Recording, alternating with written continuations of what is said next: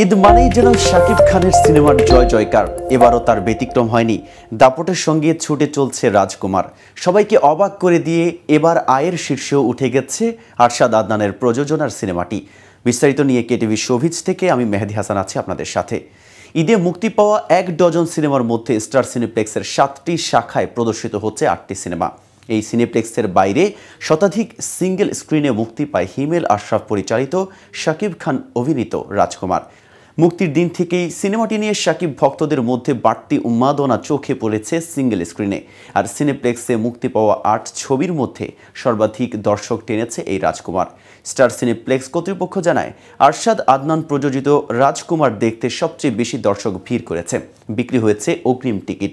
শুধু তাই নয়, মুক্তির দিন থেকে রোববার পর্যন্ত ৮টি বাংলা ছবির মধ্যে সবচেয়ে বেশি আয় করা ছবির তকমাও অর্জন করেছে রাজকুমার। মুক্তির ১০ দিনের মাথায় প্রথম সপ্তাহে প্রদর্শিত ছবিগুলোর শীর্ষ অবস্থান উল্লেখ করে এক ফেসবুক পোস্ট করে স্টার সিনেপ্লেক্স। সেখানে রাজকুমারের আয়ের শীর্ষে থাকার কথা জানানো হয়েছে।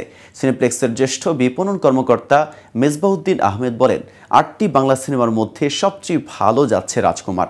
দিনের অন্যান্য সময়ে মোটামুটি ভালো দর্শক আসছে এবং বিকেলে ও সন্ধ্যায় শো মোটামুটি হাউসফুল যাচ্ছে।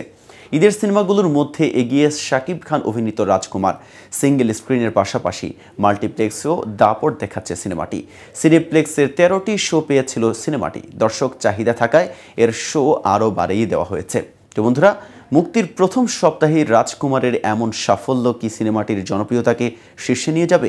আপনার মতামত কমেন্ট বক্সে জানাবেন। আর ভিডিওটি ভালো লাগলে শেয়ার করতে ভুলবেন না। আজ এ পর্যন্তই। এতক্ষণ সাথে থাকার জন্য ধন্যবাদ। নিত্য নতুন সকল আপডেট পেতে কেটিভি শোবিজের সাথেই থাকুন।